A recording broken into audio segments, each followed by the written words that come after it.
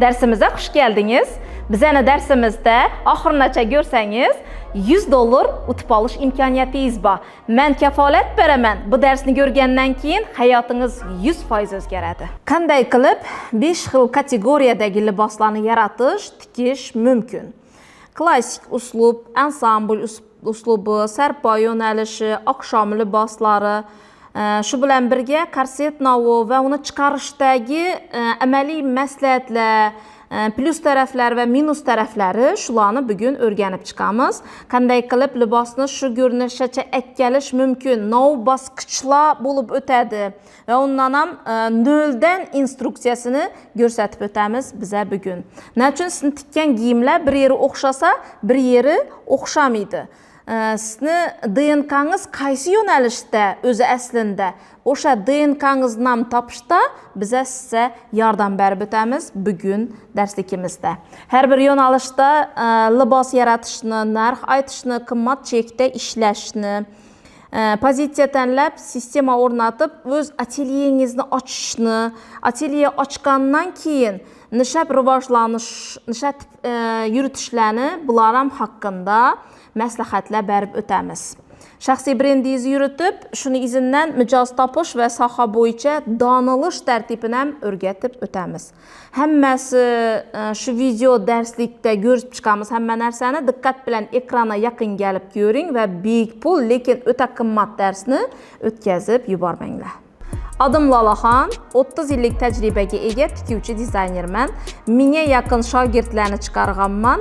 1000dan 2000dan ortiq liboslarni yaratib, moda olamini o'zimni imzom bilan girib kelganman. Ekranda ko'rinib turgan shu san'atkor boshlovchi qizlara hozircha kiyim tikib kelyapman. Undan tashqari Qozog'iston, Turkmaniston, Tojikiston, Amerika davlatlarini onlayn zakazlar olib, onlayn buyurtmalar qabul qilib tikib ishlab kelyapman. Har bir qo'lina igna ushlagan tikuvchi dizayner borki, podiumlarga chiqishni orzu etadi, havas etadi. Men shu podiumga chiqish orzuyimni amalga oshirganman. O'zbekistonda emas, chet davlatlaridan podiumlarga chiqib, oliy o'rinlarni, oliy sovrinlarni olib kelganman. Italiya, Fransiya, Shveysariya, Malayziya, Indoneziya, Turkiya, Qozog'iston va ko'plab davlatlarda podiumlarda qatnashganman va malakamni oshirib kelganman.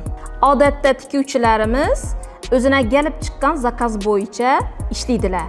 Lekin tikuvchilikni yo'nalishlari mavjud. Biza agar o'zimizga yoqqan, o'zimiz xohlagan, o'zimizni DNK'mizdagi yo'nalishimizdan ketsak, rivojlanamiz. Masalan, klassika yo'nalishi, oqshom libosi yo'nalishi, milliy yo'nalish, shularni DNK'mizni aniqlab turib, bitta yo'nalishidan ketsak, aniq rivojlanib bilamiz.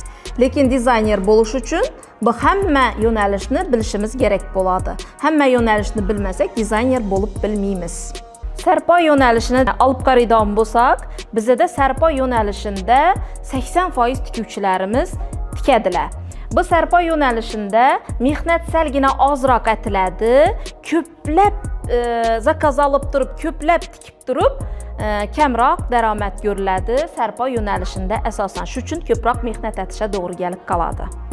Masalan, o'rtacha 100 ming so'mdan tikib boshlaydi, lekin hozirda sarpo yo'nalishidan $100 dan tikib o'tirgan tikuvchilarimiz mavjud. Bu uchun esa yetarli bilim kerak bo'lishi kerak bo'ladi. Meni DNK'm ko'ylak lozim tikish emas, o'zi почти ishlamayman hisobi, lekin baribir ham dastlabki bosqichlarda hamma tikuvchilarimiz etapma-etap chiqishi kerak bo'ladi.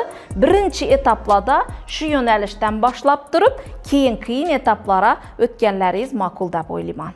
Bu esa milliy ansambl yo'nalishimiz. Ansambl yo'nalishda ishlash hozirgi kuna kelib urf bo'ldi. Chunki ansambl yo'nalishida hozir artistlarimiz, qo'shiqchi qizlarimiz, boshlovchi qizlarimiz va kelinchaklarimiz urfa kirgandan keyin, milliyligimiz urfa kirgandan keyin ansambl yo'nalishini tikish urfa kirdi. Biza ansambl tikkan vaqtimizda oddiygina adras matosi bilan oddiy uslubda tikib turganimiz yo'q. Buni boyitib, qavib chiqiladi eldan. Buni arg'i qavilmagan holatda ise bilan sevilgan holatdagisi umuman boshqacha ko'rinishga ega bo'ladi.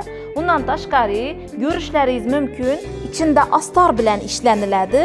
Endi sizlarga shu o'rinda aytib o'tishim kerak sekretini. Astarli narsa bilan astarsiz narsani egmingizga kiygan vaqtda ikkisi ikki xil turib beradi. Bizda boshqa tikuvchilardan boshqacha pul topishimiz uchun biza mijoza boshqa tikuvchilardan ko'ra boshqacharoq mahsulot berishimiz kerak bo'ladi. Biza nerinda biza shunda boshqacha ishlab bilamiz. Biza astarlab, texnologiya asosida ishlab o'zimizni ko'nglimiz to'lgan holda klientga mijoza kiyim bersak, biza shunda boshqacharoq pul olib bilamiz qizlar.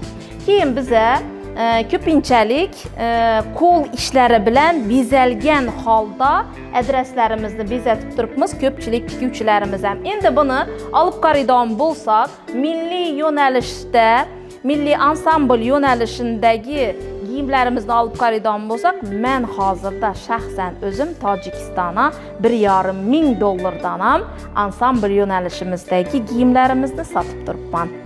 Bu endi klassik yo'nalish, bu umuman boshqa tema. Bilsangizlar, yosh vaqtimizda burada jurnallardan o'rganib, biza tikuvchilikka taradik.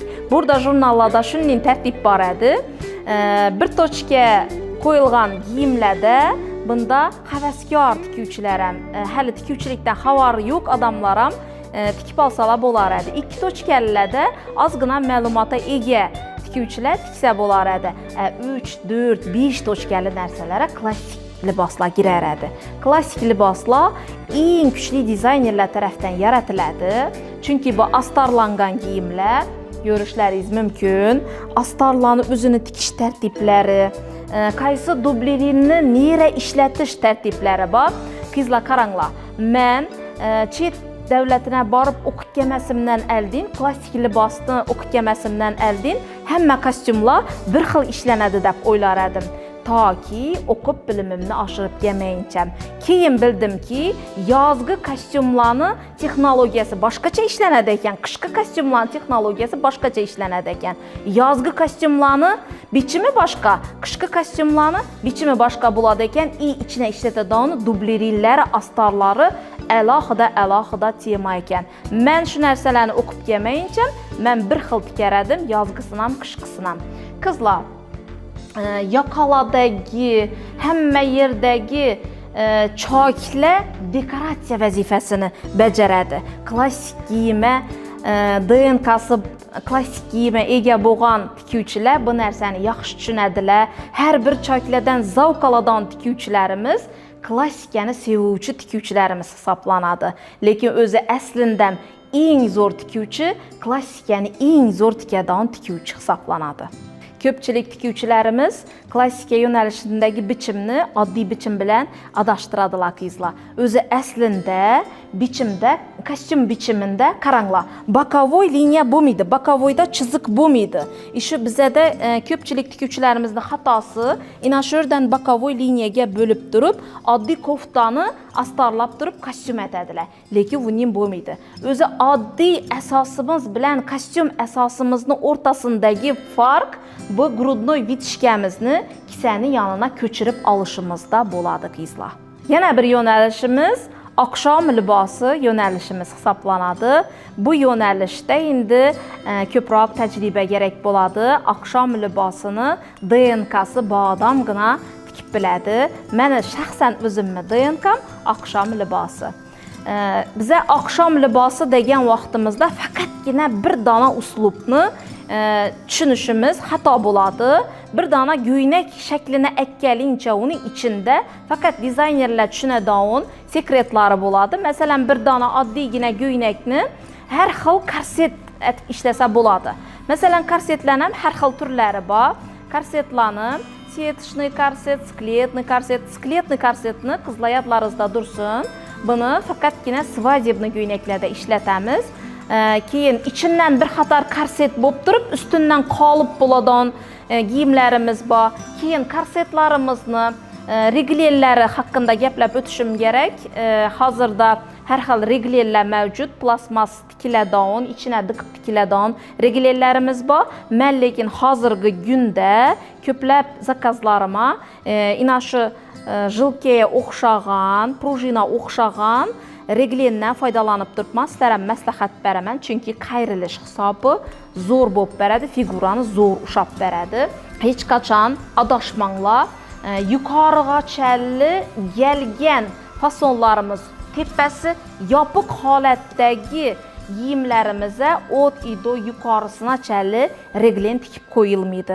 Reglenlar ham o'zini nera tikish tartibi, nechaga bo'lib tikish tartibi o'shalarga bog'liq. Qomatimizni o'zi korsetna uchun tikiladi.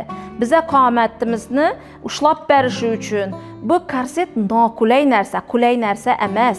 Biza shu tikkan qolipimizni ichine klientning figurasini girzib berishimiz kerak bo'ladi. Biza esa klientning figurasına qarab korset yaratishimiz emas. Klient o'zi xohlagan figuraga tushib berish uchun korset degan narsa ishlatiladi, yaratiladi qizlar. Qaranglar qizlar, ko'pchilik odam bu narsani yashiradi, lekin men sizlarga shu narsani ochiq aytishni xohlayman.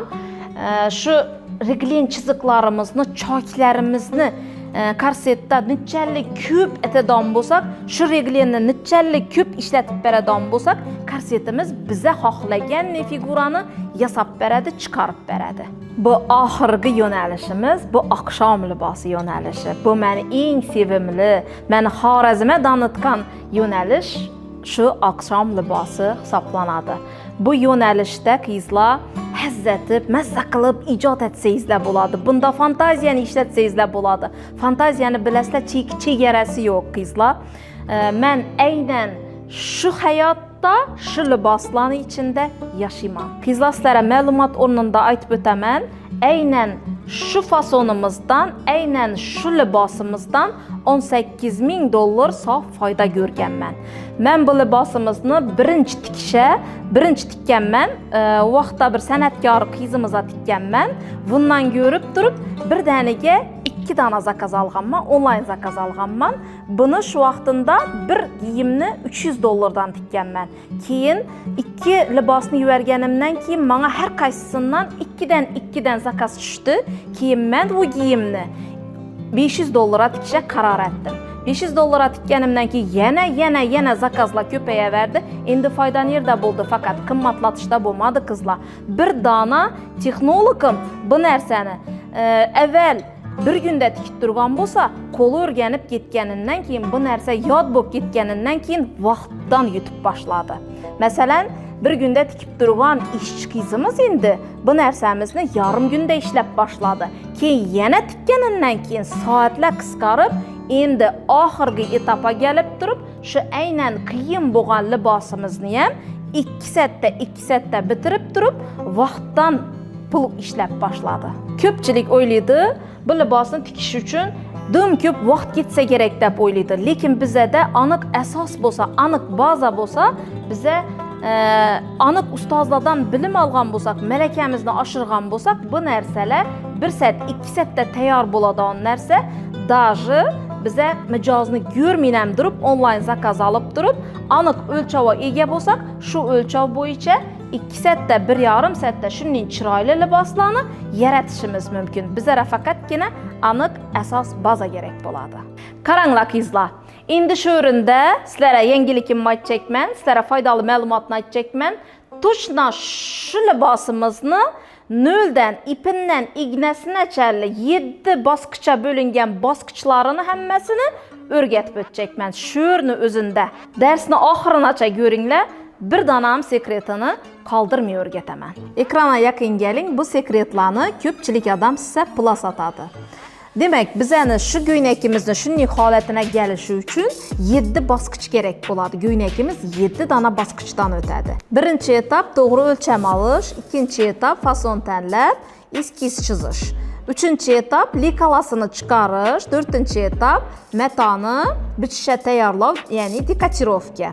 5-etap konstruksiya, 6-etap esa texnologiya. Oxirgi etapimiz 7-etap bezak ishlari bo'ladi. Shu etaplar bo'yicha ishlasangizlar, ketma-ketlikni to'g'ri ishlasangizlar, ishlaringiz o'nadi, ham kiyimlaringiz aniq bo'lib chiqadi. Mahkam o'rnashgan bo'lsangiz, etaplarni har qaysisini alohida ko'rib o'tamiz. Birinci etapımız doğru ölçev alış. Köpçilik tikuvchilarimiz doğru ölçev alışda adashadi, keyin keyingi ketma-ketliklarni hammasi xato ketadi. Bize ölçev alışda yelkani eng baland joyini topib olishimiz kerak bo'ladi. Qaranglar, bize eng baland joyini topib olib, yergacha tekis holatda ölçev olamiz. Yine eng baland joyidan yergacha bo'lgan masofada uzunlik aldık. Uzunlik alganımızdan keyin birgacha bo'lgan uzunlikni ko'pchilik tikuvchilarimiz adashadi. Shu o'rinda sizlar e'tiborli bo'linglar. Har kim o'zini belini o'zi topib biladi. O'shaning uchun klient kelgan vaqtida belini rezinka boylab berishimiz kerak. Oddiy ip emas. Rezinka boylab berib, o'zingiz qulay joyidan qo'yib oling desangiz, kliyentni o'zi belini topib beradi sizlarga. Keyin qaranglar. Bize orqa tarafdan, birinchi orqa tomonimizdan yelkani o'sha aytgan keng balandlikdagi joyimizdan o'lchab olamiz. Yine men o'lchab oldim. Alt tarafimizdan ham o'lchab olamiz. Bu alt tarafdan o'lchagan vaqtimizda baland tarafdan kelib turib ko'krakni usti bilan yetadi o'lchovimiz. Qaranglar, yana ko'krakni ustidan belgacha bo'lgan masofani oldik bize. Endi qaranglar, yelka kengligi nishab olinadi. Yelka kengligi yelkamizdan 7 cm tushib turib, yelka kengligi o'lchab alınadi. Keyin qizlar, bel aylanasini o'lchab olamiz. Bel aylanasini o'lchagan vaqtimizda, bize shunday aytgan vaqtimizda bir barmoq ichkarisine girishi kerak bo'ladi. Chunki 1 cm kichkinali bo'lsa, bize sig'may qolamiz. Harakat kengligi bo'lishi kerak bo'ladi. Ko'krak aylanasini ham shunday o'lchagan vaqtimizda bir barmoq sho'ra girishi kerak bo'ladi.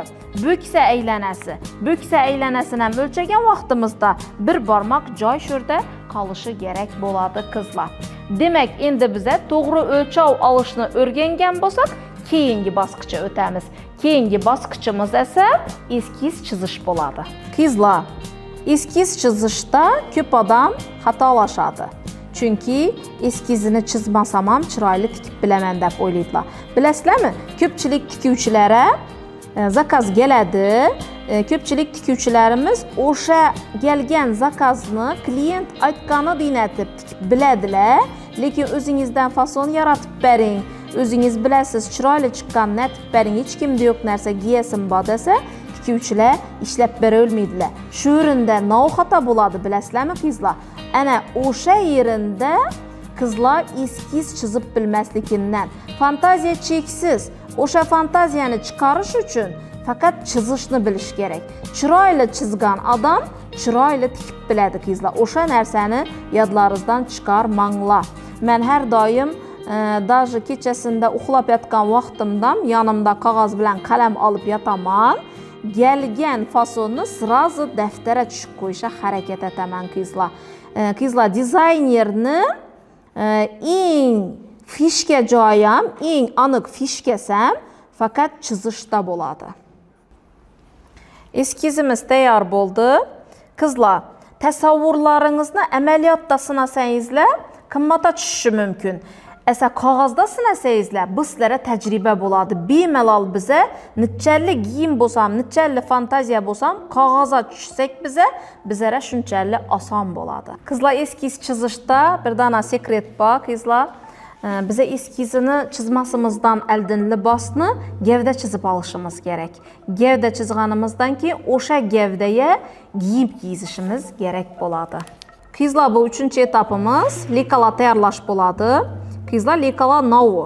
Lekalada bize aytayotgan ishimizni oldindan qog'ozdan bichimini chiqarib olamiz. O'sha narsani lekala deb nomlaymiz. Bizada asas bazamizni o'zimizniki bo'yicha tayyorladik. Lekin o'sha asas bazani har kim o'ziniki bo'yicha ishlaydi. Masalan, bizda hozir bu darsni tomosha qilib turganlarning ichida boshqa o'quv kurslarda boshqa metodikada o'rgangan qizlar bo'lishi mumkin. Har kim har xil asas baza bo'yicha ishlaydi. O'zi bir bilimdan faqat asas bazasi bilan farq etadi. Bizning asas bazamiz Aldrich metodi bo'yicha o'rgatiladi. O'sha bo'yicha men asas baza tayyorlab oldim. Sizlar ham o'zlaringizning asas bazalarini tabaqlarınızı tayyorlab olib, keyin basqıcha o'tishlaringiz mumkin qizlar. Demak, bizə aniq kerak bo'lgan o'lchamni, ya'ni 1,55 santimetrimizni shu yerdan aniqlab olamiz. Bize boyunu aniqlab aldık. Boyunu aniqlab alganımızdan keyin aynen bu giyimimizde arka tarafı korset şeklinde işlenmeydi. Addi şekilde işlenedi. Alt tamanımız ise bel çiziqində adashib ketmasligimiz gerek boladı. Bel çiziqini elbette çizip alışımız gerek boladı. Bize bükse çıkaramız. Bükse de bize de kliyentimizde 18 santimetrede bükse balandligi berilgan. 18 santimetrde bize bükse balandligini aniqlab olamiz. Bize de büksemiz 100 santimetr ekan. 100 santimetr bo'lsa, qizlar şurada sizlarga hisob kitobni alohida aytib tushuntirib o'tib ketishim kerak. 100 santimetr bo'lsa, 100 ni 4 ga bo'lib olamiz. Bizda formula bor. Formula bo'yicha bükse aylanasi bölemiz 4, qo'shamiz 3. Plus minuslar bir joyda kelgan vaqtda oldin plus amaliyoti bajariladi. O'sha uchun buni qavisa olib qo'yamiz. Tayyor mahsulot. Demak, bizda bükse aylanamiz 100 cm, bölemiz 4 ga 25, 25'e 3 cm qo'shamiz. 28 bo'ladi. Nechun? 4 ga böldük. 4'ten birisi aynan şurada durgan uchun 4 ga bölüp aldık. 4 ga bölüp alganımızdan keyin nechun 3 cm qo'shdik? Yan tarafta 1 cm, yan tarafta yana 1 cm. 1 cm esa harakat kengligi uchun qo'shib olinadi qizlar. Demek bize şurada 28 santimetrimizni belgilab olamiz. 28 santimetrimizni belgilaganimizdan keyin bükse uzunluğu aniqlab olingandan keyin qizlar yana 18 santimetrda har doim o'zgarmas joy bo'ladi, o'zgarmas nuqta bo'ladi qizlar. Bize hozir o'sha 18 santimetrni belgilab olamiz. Demek nechun o'zgarmas deb aytiladi? Nechun o'zgarmas deb aytilishini sababi bize 28 santimetr bükse üçün joy qo'ygan bo'lsak, pastdagi joyimiz ham yana shu 28 santimetrda bo'ladi. Demak, bize chiroyli korreksiya chiqargan holatda, sayqallagan holatda bükseni chiqarib beramiz qizlar. Bir de qirra chiqib qolmasligi kerak bo'ladi. Qizlar, standart razmerlarda 55 santimetrda, boyu standart bo'lgan odamlarda 55 santimetrda tizzani chiroyli joyini topib olishimiz mumkin. Bize 55 santimetrni uzuk chiziqlar yordamida chizib chiqamiz. Uzuk chiziq degani nima bu? Uzuk chiziq degani bu noaniq chiziqlar degani hisoblanadi. 28 santimetrni shu yerdan ham belgilab olamiz. Büksedagi o'zgarmas nuqta bilan 55 santimetrni yana uzuk chiziqlar yordamida tutashtirib olamiz. Aynan qizlar, shu yerda sizlarga sekretini aytib o'tchakman. Oddiy xalqimiz uchun shu joyda ichkari tomona 3 santimetr girsak chiroyli duradi. Lekin san'atkorlarimiz uchun, sahna liboslari uchun 5 santimetr ichkariga girsak chiroyli ko'rinish beradi. Nechun biza xalqimiz uchun 3 santimetr giramiz, aynan san'atkorlar uchun 5 santimetr giramiz qizlar. San'atkorlarimiz sahnada chiroyli ko'rinish bersa bo'ladi, chunki ular harakat etmaydilar. Harekette noqulay bo'lsa ham sahnada chiroyli ko'rinib bersa bo'ladi ular uchun. Lekin bizada oddiy insonlarimizda esa, xalqimizda esa, o'zlarimizning insonlarda esa ko'proq harakat etamiz. O'shaning uchun biza 3 santimetr girib ishlaymiz qizlar. Agar sahna libos tikchak bo'lsangizlar, shu o'rinda 5 santimetr girasizlar. Demak, buni tutashtirib olamiz. Şu joyimizda qirra qolmasligi kerak bo'ladi. Keyin qizlar, biza kengayjakmiz past tomonimizga. Kengayishimiz uchun nishatamiz. Biza bel aylanasida 23 cm etib oldik. O'zi tayyor 72 cm kelishi kerak bo'ladi. O'sha 23 cm ni 3 ga bo'lsak, shu yerda etek tarafdagi kengayadigan joyimiz chiqadi. Demak, 23 ni biza 3 ga ko'paytirib olamiz. Demek etekimizni kengayamiz. Şu joyda necha santimetr bo'lganligini aniqlab o'tamiz. 59 sm ekan. Demak, yengish joyimizni ham 59 sm etib belgilaymiz ekan. Demak, 59 belgilab o'tamiz.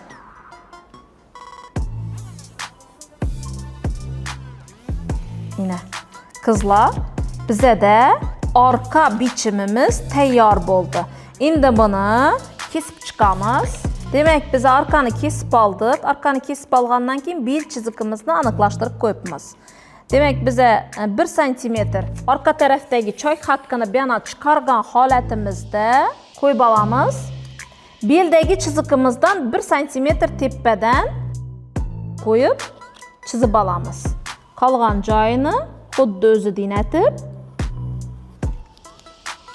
kopirovat etib olamiz. Bel chizigimda qizlar 1 sm tepadan qo'ydim. Endi atadan ishimiz qizlar, bize shu narsamizni modellashtirib olishimiz bo'ladi. Demak, bize sho'rini modellashtirib olishimiz kerak bo'ladi. Qizlar, qaranglar, bize yuqori tomonimizda ko'krak tarafda necha santimetr ochiqlik aytchakmiz. Agar bize 13 santimetr ochiqlik beradigan bo'lsak, o'sha joyni chizib olamiz. 13 santimetrni yuqoridan chizib olamiz. Keyin kesib tashlaymiz. Lekin kesib tashlaganimizdan ham tashlab bermaymiz.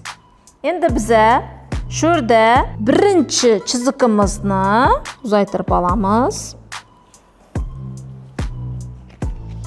Şuradan 7 santimetr hisoblab turib, chizigimizni bu yonidan yarım santimetr, bu yonidan yarım santimetr, o'rtada 1 santimetr vitishga olib tashlaymiz qizlar. Keyin bize bu yerdagi vitishkamizni sayqallab ko'krakimiz girib turishi uchun olib tashlaymiz. Demak, endi o'rtadagi vitishkalarimizni olib tashlab qirqib olamiz.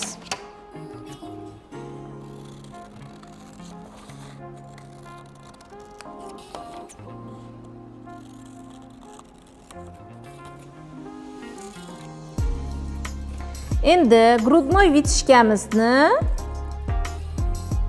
kesamiz. Chiziqni ustundan qilib yopib olamiz.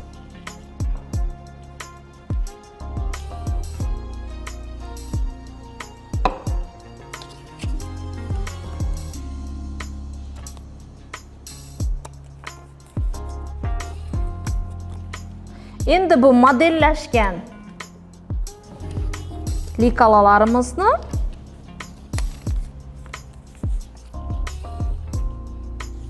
bir yerda qo'yib olamiz. Qo'yib olib, yopishtirib chiqamiz.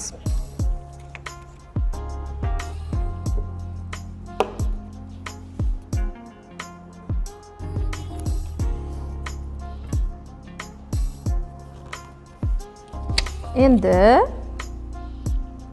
yon tomonimizdan yopishtirib olamiz. Bizda demak, yuqori tomonimizda 1 santimetr choy haqqi beramiz. Past tarafimizdan ham 1 santimetr choy haqqi beramiz. Keyin o'rta tomonimiz ham choy haqqilarni berib qirqib olamiz. Şurada modellashtirishni yaxshi tushunib olishimiz kerak qizlar. Chunki bizda ina shu o'rtamizda tana rang material bor. Demak, bu tana rang materialimizni qo'yishdan maqsad sho'ri ochiq etib ko'rsatib berish bo'ladi.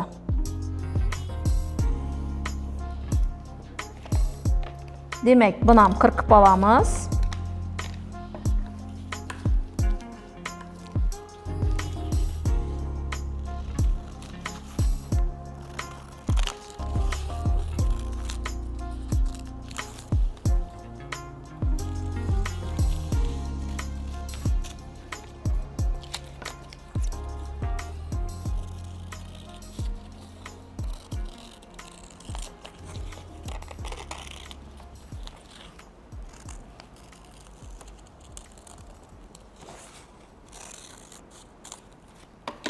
Qırqılğan yerləri gərəkmiydi?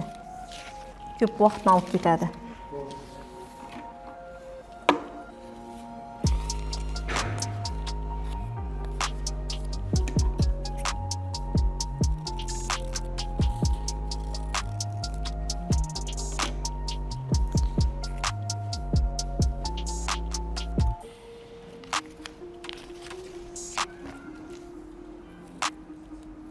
Demek kızlar, bize ortadan kırkıp alğan detalımızı yapıştırıp alamız ve 2 cm çay hakkını koşup kırkıp alamız.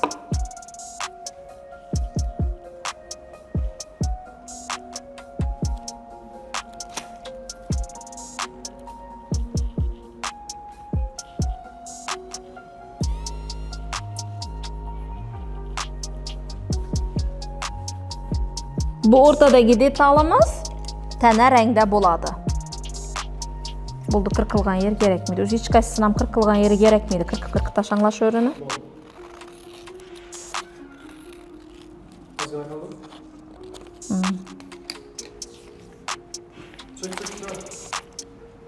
Bir, iki, üç.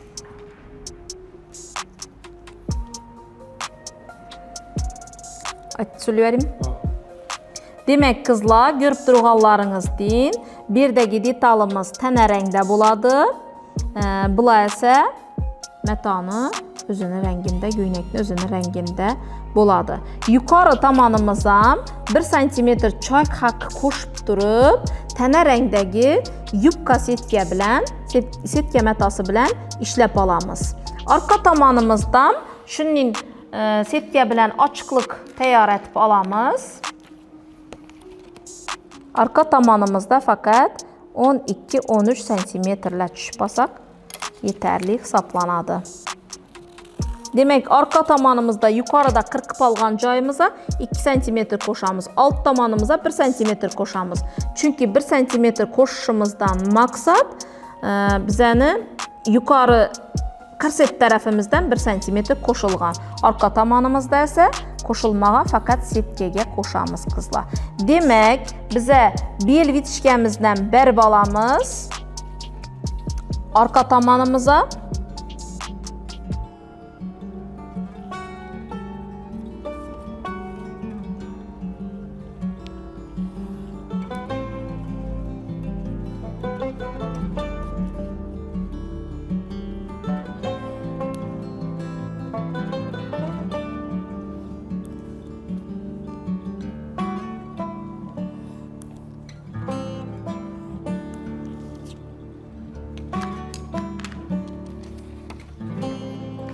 Demek kızlar, görüp durğanlarınız deyin. Həmmə detallarını od ido biçip, çizip, likalasını yaratıp aldık. İndi keyingi basqıça ötəmiz. Keyingi basqıçımız dekotirovka. Keyingi etapımız dekotirovka. Dekotirovka bu, yani metanı biçuva təyarlaş deyəni. Kızlar çərçəqqamadınızlarmı? Bizə bu basqıçlardan ötkənimizdən keyin ən axırında sizlərə ən faydalı buladan məlumatını bərib ötəmən bu nərsəni ötürüb yüvərməklə.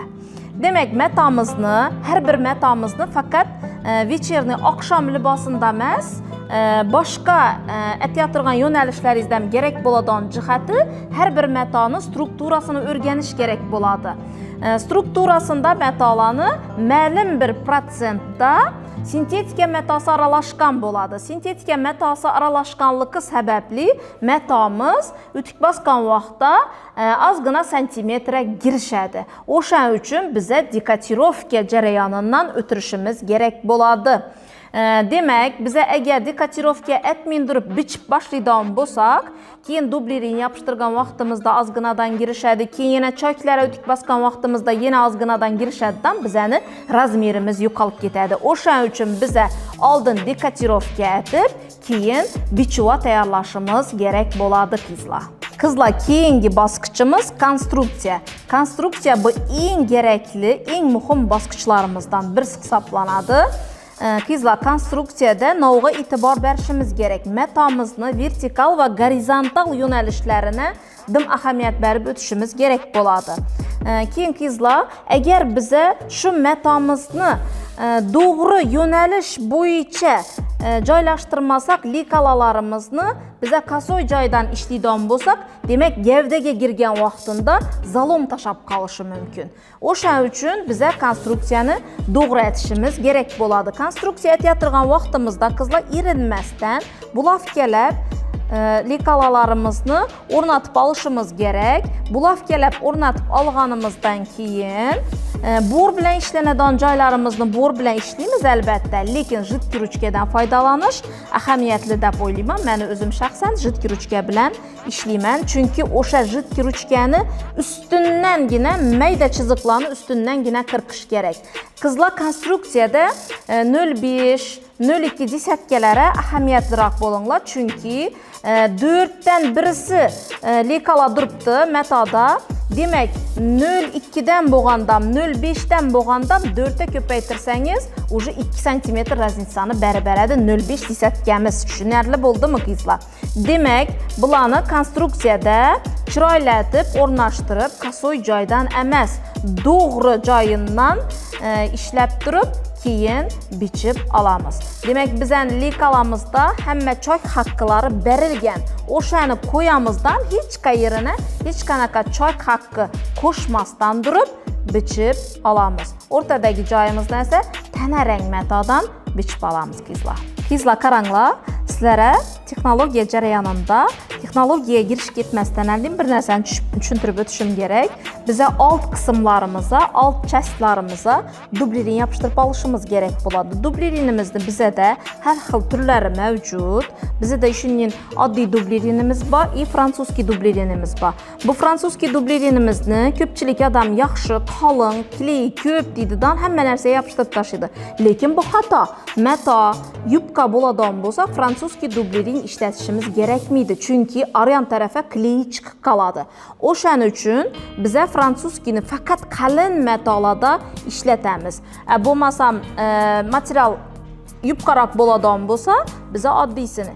Keyin yana bizada bundan ham yubqa shifonovoy matolarimizda вечерный платье yaratishimiz kerak bo'lib qolsa, bizada shifonovoy dublirinimiz bor. Qaranglar, bu nechik bo'ladi? Cho'ziluvchan matolada bu shifonovoy dublirinimizni cho'ziluvchan xilisi bor. O'shani yopishtirib olamiz. Bu yubqa hisoblanadi. Salgina matoni o'zini salgina qalinlatib beradi, cho'ziluvchanligini sal kamaytirib beradi korset qismimizda. Demak, keyin bizada yana cho'zilmas shifonovoy dublirinimiz ham bor. Buni biza kerakli yerlarida yubqa matolarimizda ishlatib olamiz qizlar. Keyin men yana bir narsani aytib o'tishim kerak sizlarga. Biza shu korsetlarimizni yuqori chasti bor-ku, ina shu eng tepa qismi, ina shu yerdan keladigan joyina biza dublirin yopishtirib olganimizdan keyin bu matolarni o'sha tepa qismina noxli flizrinimizni, faqat noxlisini qizlar bizada o'sha aytgan chastima ina shu noxli flizrinimizni, o'zini uchun noxli flizrin ishlatamiz. Noxli flizrinimiz bu choy cho'zilmasligi uchun ishlatiladigan detal hisoblanadi. Buni o'shani 2 sm enlilikda qirqib o'tirishimiz ham shart emas, o'zi yirtiladi. Ben tarafidan mahkam ushlab beradi. Choy cho'zilmasligi uchun o'sha tepa qismlarimizga yopishtirib olib, keyin biza tikuv ishlarini boshlaymiz qizlar. Endi biza tikuv ishlarini boshlaydigan bo'lsak, har bir choykni o'zini sekreti bor qizlar. Aynan biza yuqori qismimizni ikkinchi shagda tikib olishimiz kerak. Chunki tik bosgan vaqtimizda 2ga ochib dazmollaymiz, o'shani hisobini oradagi shaglarimiz ochilib ketmasligi kerak. Bundan tashqari biza korset atib ishlaganimizdan keyin orqada cho'zamizdan buldirib ishlaymiz, oraga reglendik beramiz. O'shani hisobini biza ikkinchi shagda tikib olishimiz kerak bo'ladi yuqori chastimizni. Endi past tomonimizni esa 3-shagda tikib olamiz qizlar. Demak, tikish ishlarimizni boshlaymiz.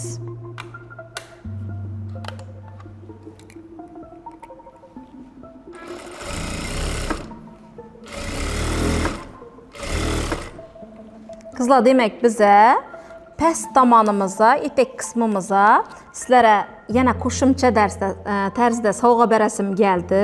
Biza yuqori tarafimizni modellashtirib olishimiz kerak. O'shaning uchun biza modellashtirishni o'rgatib o'taman deb sizlarga hozir shu jarayonda ideya keldi. Shu etek qismimizga vitishkamizni chizib olamiz. Vitishkalarimizni qizlar yuqoridagi chastlarimizga, gorizontal chiziqlarimizga qarab chizib olamiz. Vitishkamiz bilan yuqoridagi bokovoy liniyalarimiz to'g'ri kelishi kerak bo'ladi. Bu narsani qirqamiz, likalada ishlaymiz bu narsamizni, faqat keyin vitishkamizni bir-birisine yopib olamiz. Endi qizlar, eng kerakli yerini diqqat bilan kuzatasizlar. Bize şu jarayonimizda shu yerdan agar doğru chiziq atib olsak, to'g'riga skladga tashiydi. Agar biza kasoysina tashlasak chiziqlarimizni, o'sha kasoysina bizada skladga tashiydi. Demak, bizlara hozir kasoy tarafına kerak, chiroyliroq ko'rinish uchun bizani fasonimizda shunday yaratilgan. Oldindan vitishkamizni yopib oldik. Demak, nechki skladga kerak bo'lsa, o'shandisini biza hozir chizib olamiz. Demak, buni qirqib olamiz. Qizlar, bir narsani yoddan chiqarmanglar. Biza bu narsani ochib turib yopishtiramiz matoga. Nechalik ochiq kerak bo'lsa, arasini 8 cm dan 12 cm-chalik ochib bilamiz. Matoni nechalik ko'tarishine bog'liq bu narsamiz. Keyin biza skladga berib buklov berganimizdan keyin qirqib olishimiz kerak bo'ladi bu narsalarimizni. Undan oldin qirqib olaveramiz qizlar. Hozir men 8 cm ochiqni ko'rsatib beraman sizlarga.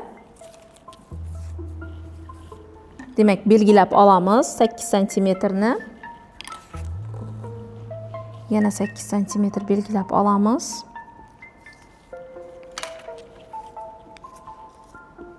Endi yana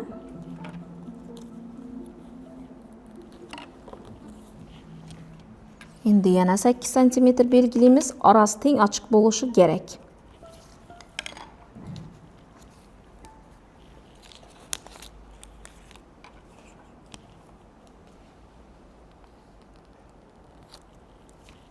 Endi yon taraflarimizni qirqib olamiz. Skladga beradigan tarafimizdan tashqari. Bir de vitishkasiz bo'lib chiqadi. Vitishkalarni yopib olganmiz. Ana endi qizlar, bize skladgani beramiz.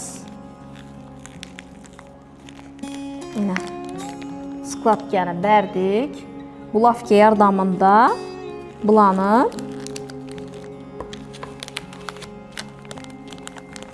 yapıştırıp çıkamiz. Choykni choyga. Ana endi bize şu joyini qirqib tashlaymiz. Demek, ochgan vaqtimizda har qaysisida har xil qirra chiqadi. Demek, o'sha qirralar aynan uchinchisida ichkari tomona kirgan. O'sha qirralar aynan shu yo'nalishni skladgani yo'nalishini belgilab beradi qizlar. Demek, sizlarga modellashtirishni o'rgatib o'tdim. Oxirgi etapimiz bezash ishlari. Bezash ishlari uchun bizda ko'ylakimiz, qolipimiz tayyor bo'lgandan keyin bu chastimiz yana bezak sifatida qo'yilgan mato hisoblanadi. Bu narsani bichib olishimiz uchun biza bel aylanasini teng 3'e bölamiz. 3'e bölgende chiqqan sondan 2 cm alıp tashlaymiz. Dan şuradan krugunu çıkarıp alamiz. Demek bel aylanamiz 72 cm, 72'ni 3'e bölamiz. 3'e bölemizden çıqqan santimetrden 2 cm alıp tashlaymiz. Demek bize de çıqqan sonimiz 22 cm ekan. Demek bize şurada 22 cm şu uglovoyimizdan 22 cm çizip alamiz. Belden pastında necha santimetr uzunlik bo'lsa, o'sha uzunlikda poluklyush yasab olamiz. Demak, buni qirqib olamiz. Demak, tayyor bo'lgan likalamizni metoda qirqib olamiz. Metoda qirqib olganimizdan keyin chiroyli skladkalar yordamida bize yon tarafini shunday tikib olamiz. Görüb turganlaringizdek bezak sifatida foydalanamiz bu narsamizdan. Ateliye meselesine gelsek, ateliye açış üçün güçlü bilim gerek boladı. Güçlü bilime ega bo'lmasdan başlasanızla işlerinizden küngli soğup bu narsadan çıkıp ketişleriniz mümkün. Dizaynerlik sahasından çıkıp ketişleriniz mümkün. Oşan üçün güçlü bilime ega bolup keyin ateliye açışlarınız gerek kızlar. Güçlü bilime ega boluş üçün birinci növbətdə sizlerini kollarınızdan tutup nöldən ateliye açış derecesine gələdəun derecedeki bilimlerini bərib bilədəun ustazını təlləşləriniz gerek boladı. Oşa ustazdan bilimlerini alğanlarınızdan keyin arayan tərəfinə isə özlərinizdəki praktika gerek boladı. Praktikanızdan aşırıb alğanınızdan keyin bemalol ateliye açıb biləsizlər qızlar. Demək, inaşı bilimlərə ega olmasdan, ustaz tənləməsdən, güçlü bilimə ega olmasdan, aniq və ravan bilimlərə ega olmasdan əldin ateliye açışını məsləhət verim mən qızlar. Mənəm ustaz tənləgən vaxtımda qızlar köpləb joylara barğanman, köpləb adamların işlərini Instagramda, internet tarmaqlarında küzətkənmən.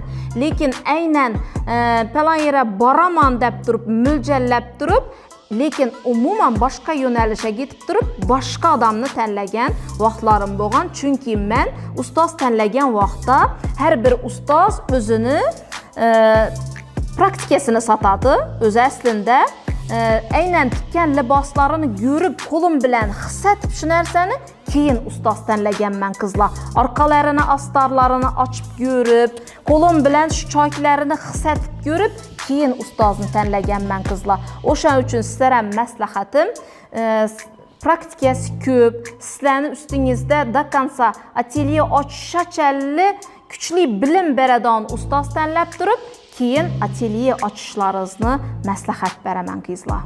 Ateliyeni açqandan keyin qızlar işini tizimləşdirib alış gerek boladı. İşini tizimləşdiriş degəni bu özünüz həmmə energiyanızı, fokusunuzu faqat şu işə bəriş degəni bu muydu? Məsələn, tizimləşdiriş degən vaxtda texnoloq alasınız, keyin konstruktor alasınız, keyin bezəkçilər alasınız, likala təyərlidən həmmə nərsəni özünü əlaqədə tizimləşdirib özünü egesinə, mütəxəssisinə tapşırasınız. Lekin sizdə bir savol doğuluşu mümkün. Əgər bizə şunun güçlü bilimə ega insanlarını ətrafımızda cəmləsək, bizə nə oxuşumuz gerek degen savol payda buladı.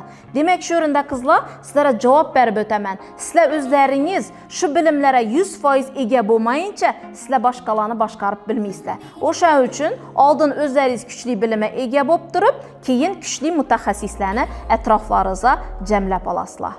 Ana indi mühüm etap. Əgər siz bu hər bir etapda tikişni öyrənib yoki tikişni bilsəniz, mələkə aşırmaqçı bolsanız, mijozlar bilan ishlash, pozitsiya tanlash, narxni mijozlar emas, o'zingiz belgilash va bu sohani professional dizayneri bo'lishni xohlasangiz, sizlar uchun mendan maxsus taklif bor. Bizda Top Leader Designer offline va online dasturimiz mavjud. Bu dasturimiz 80% amaliyot va 20% nazariyaga asoslangan. 20-chi potokimiz iyun oyini boshida boshlanadi. O'zi ozgina vaqt qoldi. Bu video darslikni ko'rib ro'yxatdan o'tgan o'quvchilarimizga bonuslarimiz mavjud. Birinchi bonusimiz onlayn $400 kursimizni umrlik qo'shib beramiz. Ya'ni bunda siz chetda bo'lib ham, uyda o'tirib ham bemalol tikuvchilikni o'rgansangiz bo'ladi. Top Designer Club. Bu bizani toza dasturimiz. Bunda men o'zimni o'quvchilarim bilan oyda bir marta uchrashib, 4 marta Zoomda onlayn uchrashuvlar etaman. Demek sizler eğer şu dasturda qatnaşsanızlar, eğer ro'yxatdan o'tsangizlar, o'sha dasturimizni sizlarni a'zo etamiz. Bu dasturimizni to'lovi 1 yilga to'lovi $100. Lekin siz aynan hozir ro'yxatdan o'tsangiz, siz pul to'lashingiz shart emas. Bu offline dasturimizni bonuslari. Qizlar e'tiborli bo'linglar, eng kerakli bonus sizlarga kursimizni birinchi oyligida Toshkentdan bir mashhur psixologimizni kelib, bu sir albatta, kelib sizlarga oilaviy muammolaringiz bo'ladimi, boshqa muammolaringiz bo'ladimi, yechim topish maqsadida bizda sirli mehmonimiz mavjud. Bepul darsligimizni shu o'rnacha ko'rdingizlar. Agar foydali bo'lgan bo'lsa, sizlarga platniy darsliklarimiz nechalik foydali bo'lishini tasavvur etgan bo'lsangizlar kerak. Endi darsliklarimizni modullari bilan tanishtirsam. Bizning kurs programmamiz 5 ta moduldan tashkil topgan bo'lib, birinchi modulimizda biza hamma narsani kelib chiqish asos bazalarini o'rganib chiqamiz. Ikkinchi modulimizda esa oqshom liboslarini o'rganamiz. Eng osonidan eng murakkabinacha. Endi 3-modulimizga keladigan bo'lsak, 3-modulimiz bu bezak darsi. 4-modulimiz eskiz chizish darsi bo'ladi. 5-modulimiz esa astarli liboslar bilan, astarli kiyimlar bilan klassik liboslarni o'rganish bo'ladi. Buning ichine giradi kostyum, palto, plash va hokazo darsliklar bo'ladi. Bizda eng qiziqarlisi hammangiz Instagramlarınızı rivojlantirishlaringizni, o'zlaringizni rivojlantirishlaringizni xohlaysizlar. Bizda eng keraklisi darslik programmamizga o'zimizni marketologimiz bizani shu darajaga kelib bergan marketing bo'limimizni biza aynan sizlarga dars o'tib berishga chorladik.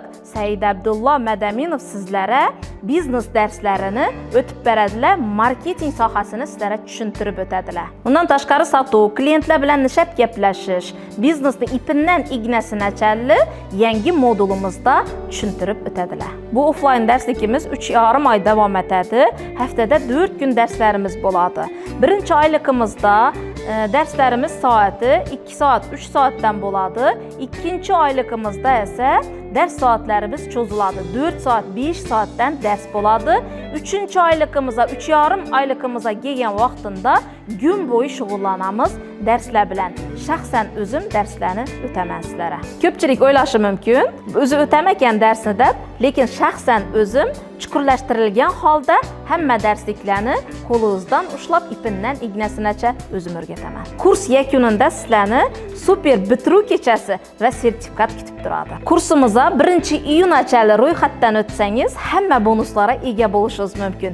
Lekin kecha qolsangiz, bonuslarni qo'ldan chiqarishingiz mumkin. Kursimizning qiymati o'zi asli bebaho, lekin kurs narxini $600 qilib belgilaganmiz. 1-iyungacha ro'yxatdan o'tsangiz, size kurs narxini bo'lib to'lash imkoniyatini ham beramiz. Agar siz viloyatdan bo'lsangiz, kelib o'rganish imkoniyatingiz bo'lmasa, lekin o'rganishni xohlasangiz, biz sizlarga onlayn dasturimizni ham ishlab chiqqanmiz.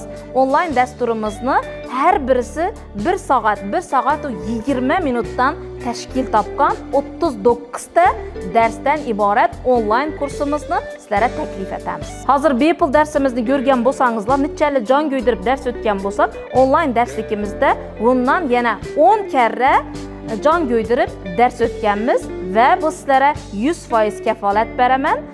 Tushunarli bo'ladi degan umiddaman. Onlayn kursimizning narxini eshitdingiz. O'zi aslida $400 qiymati ega bo'lgan kursimizni 1-iyungacha ro'yxatdan o'tsangiz, $300 qo'lga kiritishingiz mumkin.